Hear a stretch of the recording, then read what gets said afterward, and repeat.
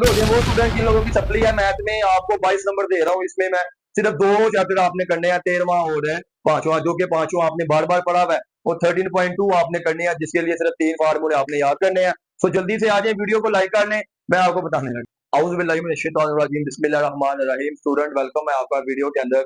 ये वीडियो मैं उन बच्चों के लिए लेकर आया हूँ जिनकी मैथ में सप्ली है, ओल्ड बुक वाले जो है, सारी बात है ओल्ड बुक वाले ही होंगे। यहाँ पे मैंने 3 चैप्टर्स की असाइनमेंट तैयार की है। असाइनमेंट नंबर 1, इस असाइनमेंट को आपने 6 घंटों के अंदर अंदर मेरी वीडियो अपलोड होने के बाद, देखिए हो सकता है मैं सारे के सारे यहाँ पे आपको कैसे बता देता, लेकिन उससे बेहतर तरीका ये है थोड़ी थोड़ी डोज आप लोगों को दी जाए, ताकि आप लोगों के पास टारगेट सेट हो कि हमने अगली वीडियो अपलोड होने से पहले पहले असाइनमेंट 1 को कंप्लीट करना है। असाइनमेंट 1 आपकी कवर कर रही है चैप्टर नंबर 5, 13 और 11। इंतहाई आसान चैप्टर है, इंतहाई आसान है। 5वां पार्शियल फ्रैक्शन वाला है। 13वां आपके पास इनवर्स ट्रिग्नोमेट्री फंक्शन है। उसमें सिर्फ आपने स्टूडेंट 3 फार्मूला याद करने हैं, लॉन्ग क्वेश्चन आपका पका। उसके बाद 11वां चैप्टर, थोड़ा सा इसमें से 2 नंबर का पेपर आता है पीरियड वाला, तो 2-2 नंबर भी बड़े अहम है हमारे पास। तो अगर आप असाइनमेंट नंबर 1 को अच्छे तरीके से करते हैं तो 20 से 22 नंबर आपके पेपर में इंशाल्लाह ताला आ जाएंगे। मैक्सिमम 22 आएंगे, मिनिमम 20 आएंगे। उसकी वजह ये है कि चैप्टर 13 में से या तो 8 नंबर का पेपर आ जाता है, या बाज़ का 10 नंबर का। कभी कभी इसमें से 2 शॉर्ट आते हैं, कभी कभी 1 शॉर्ट आता है।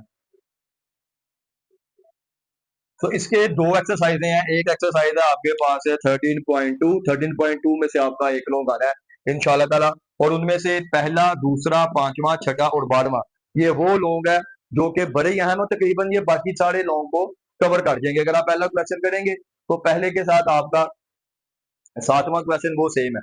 इसी तरह अगर आप दूसरा सवाल करेंगे तो दूसरे के साथ आपका आई मीन 9वां और 12वां 11वां सवाल ये सेम है।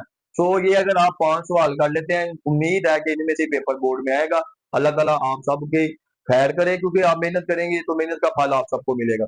इसमें से पहला, 5वां, 12वां ये बोर्ड में काफी दफा रिपीट हो चुके हैं, लेकिन अगर आप ये 5 सवाल करते हैं, आपको बाकी सारे सवाल इसमें कवर हो जाएंगे, उसी तरह के सवाल है। उसके बाद फिर इसी का एक्सरसाइज का 13वां, 14वां, 18वां, 19वां ये शॉर्ट के लिए अहम है। बहुत आसान क्वेश्चन है ये भी। और 13.1 तो है ही बिल्कुल आसान, उसमें बस आपने 1-2 स्टेप याद रखने हैं, बाकी आंसर आपको कैलकुलेटर दे देगा। तो ये एक्सरसाइज एमसीक्यू तो शॉर्ट, इसमें से जो दूसरा क्वेश्चन है ना आपका, इसमें से शॉर्ट आने के चांसेस होते हैं, क्योंकि ये आपके पास है प्रूफ है left hand side equal to right hand side. तो 13 चैप्टर अगर आप करते हैं तो 8 से 10 नंबर का पेपर आपका क्लियर हो जाएगा स्टूडेंट। उसके बाद आप 11वें चैप्टर की तरफ आएंगे। 11वां चैप्टर आपको सिर्फ 2 नंबर दे के जाएगा, और वो भी तकरीबन मुफ्त के नंबर है, मुफ्त के नंबर है। अब 11वें चैप्टर में से ना 2 मैंने यहाँ पे सवाल एक तरह से लिखे हैं, सिंपल ही रखे हैं। तो आपकी किस्मत अच्छी हुई तो इंशाल्लाह ताला यही 2 मैक्सिमम बार बार पूछता है कि साइन और कोस की डोमेन बताएं। तो या तो आप ये याद कर लें या ये याद कर लें, यही याद कर लें। सेट ऑफ रियल नंबर इसकी डोमेन होती है, दोनों की।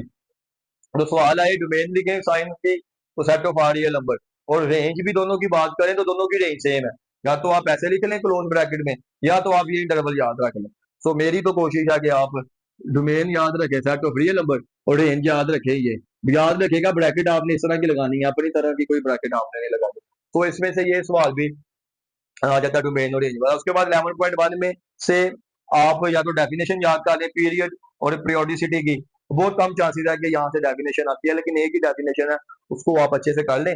अदरवाइज फिर आपके पास क्वेश्चन नंबर 1, 4, 9, 10, 15 ये वैसे ही मैंने लिख दिए हैं जो पास पेपर में रिपीट हुए हैं। अगर आप 1-2 क्वेश्चन को देख लेंगे तो ये पूरे सवाल आपके हो जाएंगे, एक ही तरह के ये सारे सवाल हैं। सो 2 नंबर आपको इसमें से आएंगे, और 2-2 नंबर भी बड़े कीमती हैं, क्योंकि कुछ भी नहीं करना इस एक्सरसाइज में आपने, जस्ट फ्री के नंबर है असल। उसके बाद आप आए चैप्टर नंबर 5। चैप्टर नंबर 5 आपको इंशाल्लाह ताला 10 नंबर दे के जाएगा।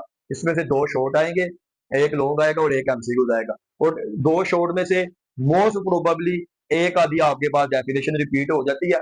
डेफिनेशन भी मैंने लिख दी है, आइडेंटिटी और कंडीशनल इक्वेशन के मैंने शॉर्ट फॉर्म इस तरह से लिखा है, जगह नहीं थी। तो ये 2 डेफिनेशन अच्छे से तैयार कर लें, प्रॉपर रैशनल फ्रैक्शन की याद कर लें और पार्शियल फ्रैक्शन की याद कर लें। उम्मीद है कि एक डेफिनेशन इसमें से आ जाएगी। उसके बाद एक शॉर्ट है, वो 5.1 में से ही ज्यादातर चांसेस है कि आए। उसका क्वेश्चन नंबर 1 आ जाएगा या 2 आ जाएगा आपके पास। और 7, 7 असल में ना इम्प्रॉपर फ्रैक्शन है, सो इम्प्रॉपर वाला शॉर्ट में नहीं पूछेगा वो आपको, उम्मीद है ना ही लॉन्ग में पूछेगा। तो 7वें में से ये पूछ सकता है कि आपको कह देगा कि ये बताए प्रॉपर रैशनल फ्रैक्शन है या इम्प्रॉपर है, उसको आपने प्रॉपर में कन्वर्ट करना बाय डिवीजन मेथड। तो इस तरह से भी क्वेश्चन शॉर्ट क्वेश्चन पेपर में पूछ लेता है। तो ये शॉर्ट क्वेश्चन था, तकरीबन तकरीबन आपका पोर्शन यहाँ पे 4 नंबर का कवर हो गया। 1 नंबर आपको एमसीक्यूज के मिल जाएंगे, उसमें आपने बताना होगा कि कौन सा फ्रैक्शन रैशनल है, या बताएगा कि इसको आपने बताना है, सॉरी, कौन सा प्रॉपर है फ्रैक्शन, कौन सा इम्प्रॉपर है। दूसरा ये आपने एक्सप्रेस करवाना होगा कि रैशनल फ्रैक्शन को किस तरह से आपने उसको रिजोल्व करना है इनटू पार्शियल फ्रैक्शन। उसके बाद 5.2 और उम्मीद है कि 5.3 में से ही लॉन्ग क्वेश्चन आएगा। पेपर में कभी भी इतना लेंथी क्वेश्चन आपको नहीं आता।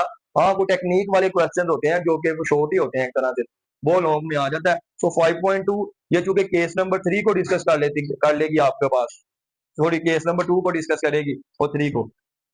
सो आपने इसके क्वेश्चन नंबर 1, 3, 10 और 12, 3 और 10 फेवरेट है, इनको आप अच्छे से कर लें। आप 2-3 क्वेश्चन भी इसके कर लेंगे, आपको पूरी एक्सरसाइज, क्योंकि सेम ही पैटर्न के ऊपर क्वेश्चन चेंज होंगे। और 5.3 के भी मैंने कुछ सवाल यहाँ पे लिखे हैं, 5, 1, 5, 6, 9, 10। ये जो क्वेश्चन लिखे हैं ना मैंने स्टूडेंट, ये 6 वाला और ये आई थिंक 9 वाला, इन दोनों में ना टेक्निक क्या है, फॉर्मूला यूज होगा। एक में इस तरह से लिखा होगा एक्स की पावर 4 ओवर एक्स की पावर 4 प्लस 1, और एक में लिखा होगा तकरीबन एक्स क्यूब प्लस 1। मतलब ये इसमें क्यूबिक सम और क्यूब वाला फार्मूला यूज होना है।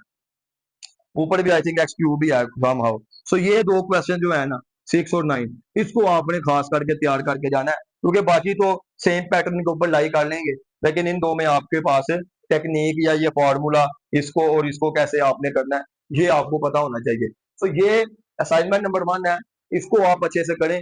आपके इंशाल्लाह 20 या 22 नंबर ये पक्के हैं। और जब मैं दूसरी असाइनमेंट कराऊंगा तो पासिंग मार्क्स आपके हो जाएंगे। मैंने यहाँ पे पूरे पूरे क्वेश्चन नहीं लिखे, वो टाइम भी ज्यादा कंज्यूम होता है, और दूसरा बात सही तक पहुंचते भी नहीं। तो इसको अच्छे तरीके से याद करें। 6 घंटे का अल्टीमेट है मैं आपके पास, क्योंकि अगली वीडियो इंशाल्लाह कोशिश करूंगा 6 घंटे से पहले कर लें। उसके पहले आपने ये सारे के सारे क्वेश्चन तैयार कर लेने हैं।